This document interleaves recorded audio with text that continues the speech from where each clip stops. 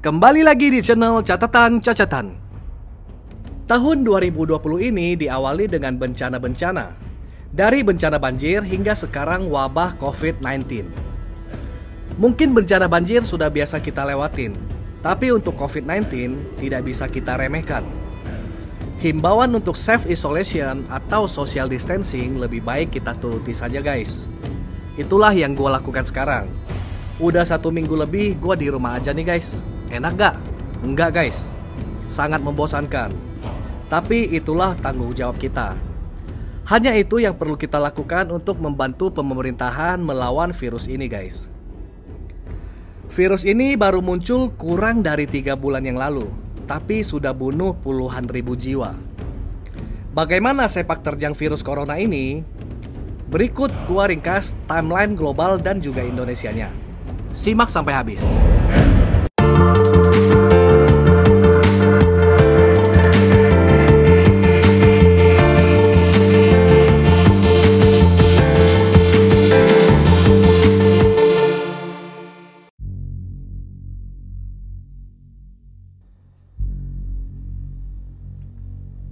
31 Desember 2019, Dinas Kesehatan China melaporkan ke WHO terkait 41 pasien dengan penyakit paru-paru yang misterius. Sebagian besar terhubung ke pasar grosir seafood di Huanan. 1 Januari 2020, pihak berwenang di China menutup pasar grosir seafood Huanan tersebut. 4 Januari 2020, WHO mengumumkan kasus ini di Twitternya. 5 Januari 2020, WHO mempublikasikan laporan tentang kasus ini. Saat ini jumlah pasien meningkat jadi 44 orang. 7 Januari 2020, pihak berwenang China mengidentifikasi virus yang menyebabkan penyakit ini adalah coronavirus jenis baru. Kemudian disebut dengan novel coronavirus atau nCoV. 10 Januari 2020, WHO mengeluarkan alat bagi negara-negara untuk mengecek bagaimana kemampuannya dalam mendeteksi dan merespon virus ini. 11 Januari 2020, China mencatat kematian pertama akibat coronavirus. 12 Januari 2020, China share urutan genetik dari coronavirus baru.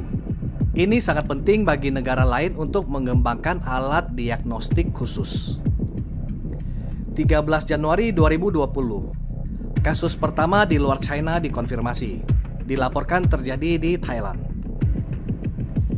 20 Januari 2020, kasus pertama di Amerika Serikat dilaporkan. Seorang pria berusia 35 tahun, Washington. 21 Januari 2020, WHO mengunjungi Wuhan. 23 Januari 2020, China mengkarantina 11 juta jiwa penduduknya di kota Wuhan. Disusul seluruh provinsi Hubei keesokan harinya. 30 Januari 2020, WHO mendeklarasikan Public Health Emergency of International Concern. 31 Januari 2020, Presiden Amerika Serikat Donald Trump melarang warga asing memasuki wilayah AS jika mereka pernah mampir ke China dalam waktu 2 minggu terakhir. 2 Februari 2020, kematian pertama akibat coronavirus di luar China dilaporkan.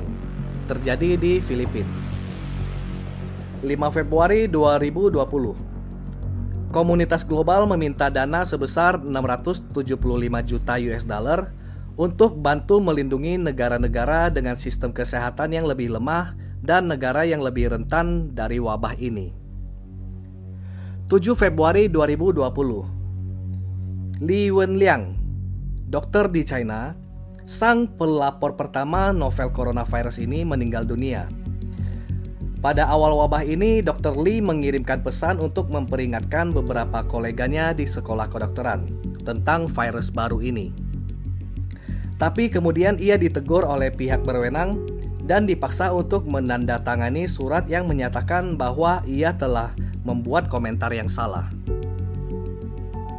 8 Februari 2020, warga Amerika Serikat meninggal di Wuhan akibat coronavirus. Kematian pertama untuk negara Amerika Serikat. 9 Februari 2020. Tingkat kematian coronavirus melampaui SARS. 11 Februari 2020. WHO menamai novel coronavirus ini dengan nama COVID-19, singkatan dari Coronavirus Disease 2019. 12 Februari 2020. COVID-19 mulai menyerang Korea Selatan. Forum Research dan Inovasi memprioritaskan COVID-19. 14 Februari 2020. Seorang turis asal China yang dinyatakan positif COVID-19 meninggal di Perancis. Kematian pertama di Eropa.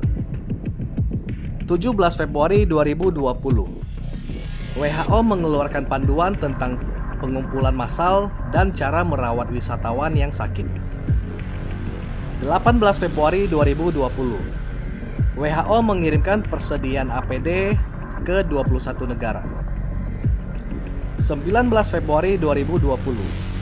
Wabah COVID-19 menyerang Iran. 21 Februari 2020. Kasus COVID-19 melejit di Italia, menandakan wabah ini telah mulai menyerang negara tersebut. WHO menunjuk 6 orang utusan spesial untuk COVID-19.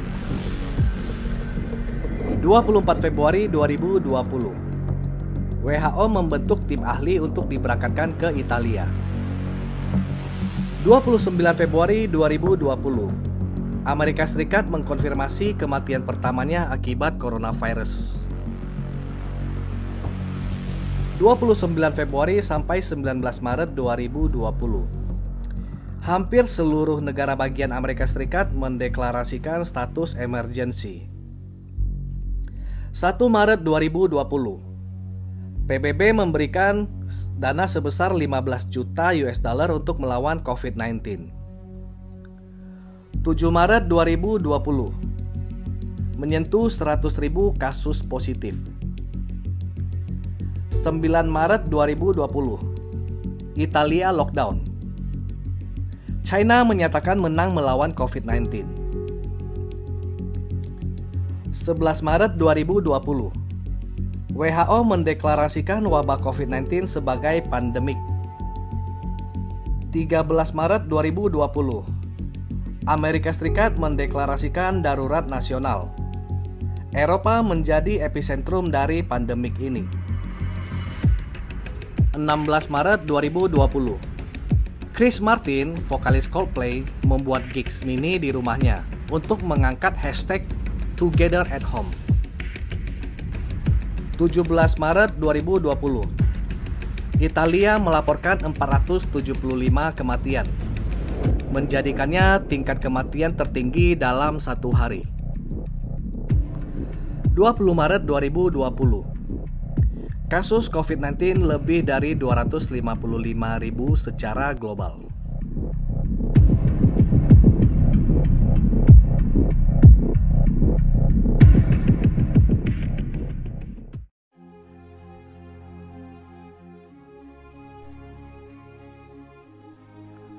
(2 Februari 2020). Pemerintah Indonesia mengevakuasi 243 WNI dari Wuhan. Mereka dikarantina di Kepulauan Natuna. Semua WNI ini dinyatakan negatif COVID-19. 24 Februari 2020. 9 WNI yang berada di kapal Diamond Princess dinyatakan positif COVID-19. Mereka kemudian dipindahkan ke fasilitas perawatan di Jepang. Pemerintahan Indonesia memulangkan dan mengkarantina 68 awak yang tersisa, ditambah 188 orang dari kapal World Dream ke Pulau Subaru kecil yang tidak berpenghuni. 2 Maret 2020. 2 kasus pertama di Indonesia. Mereka tertular COVID-19 dari warga negara Jepang yang kemudian dinyatakan positif di Malaysia. Kedua pasien ini tinggal di Depok. Mereka dirawat di RSPI Sulianti Saroso. 6 Maret 2020. Pemerintah mengumumkan tambahan 2 kasus positif, total 4 kasus. 7 Maret 2020. Salah satu kru kapal Diamond Princess yang dievakuasi di Pulau Sebaru diduga terjangkit COVID-19. Ia dipindahkan ke unit isolasi di RSUP Persahabatan. 8 Maret 2020. Seorang wanita berusia 50-an asal Jakarta dites positif COVID-19 di Melbourne, Australia. Diduga ia tertular di Indonesia. Pemerintah mengumumkan 2 kasus lagi, total 6 kasus. 9 Maret 2020. Dikonfirmasi 13 kasus baru, sehingga total 19 kasus. 2 diantaranya adalah warga negara asing. 10 Maret 2020. 2 pasien yang sebelumnya dikonfirmasi positif yaitu kasus nomor 6 dan kasus nomor 14 telah dinyatakan negatif. Pemerintah mengonfirmasi 8 kasus baru, 2 diantaranya WNA, total 27 kasus. 11 Maret 2020. Dikonfirmasi 7 kasus baru. Semuanya merupakan kasus impor. Total 34 kasus. Kasus nomor 25 meninggal dunia. Korban adalah warga Britania. Seorang suspek COVID-19 meninggal dunia. Ia baru dinyatakan positif pada 13 Maret dan merupakan kasus nomor 50. 4 pasien dinyatakan negatif COVID-19. 12 Maret 2020. Kasus 36 meninggal dunia. 13 Maret 2020. Dikonfirmasi 35 kasus baru, total 69 kasus. Kasus pertama dinyatakan negatif. Kasus 35 yang berasal dari Banten meninggal dunia. Total korban meninggal mencapai 4 orang. Untuk pertama kalinya, seorang tenaga medis meninggal dunia akibat COVID-19. Nomor kasus pasien ini tidak diungkap. 14 Maret 2020. Dikonfirmasi 27 kasus baru, total 96 kasus. 3 penderita dinyatakan sembuh, total 8 orang sembuh. 1 pasien meninggal dunia, total 5 orang meninggal dunia. Menteri Perhubungan Budi Karya Sumadi dinyatakan positif COVID-19. Merupakan kasus nomor 76. 15 Maret 2020. Tambahan 21 kasus baru, total 117 kasus. 16 Maret 2020. Tambah 17 kasus baru lagi, total 134 kasus. 17 Maret 2020. Tambah lagi 38 kasus baru, total 172 kasus. BNPB menyatakan perpanjangan status darurat bencana COVID-19 selama 91 hari hingga 29 Mei 2020. 18 Maret 2020. Dikonfirmasi 55 kasus baru, total 227 kasus. 19 pasien meninggal dunia, 11 sembuh.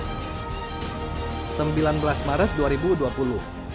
Lagi 82 kasus baru, total 309 kasus. 25 meninggal, 15 sembuh. 20 Maret 2020. Wali Kota Bogor Bima Arya dinyatakan positif COVID-19. Pemerintah mengumumkan 60 kasus baru, total 369 kasus. 32 meninggal dunia, 17 sembuh. Presiden Jokowi mengumumkan telah memesan 2 juta obat Avigan dan 3 juta kloroquine. 21 Maret 2020. Wisma Atlet Kemayoran dipilih sebagai rumah sakit darurat COVID-19. Pesawat militer Indonesia terbang ke Shanghai untuk menjemput 9 ton alat kesehatan. 22 Maret 2020. Jumlah kasus menyentuh 514 kasus. Tambahan 9 pasien sembuh, total 29 orang sembuh. Dan 10 orang meninggal, total 48 orang meninggal. Pesawat penjemput alat kesehatan tiba di Natuna.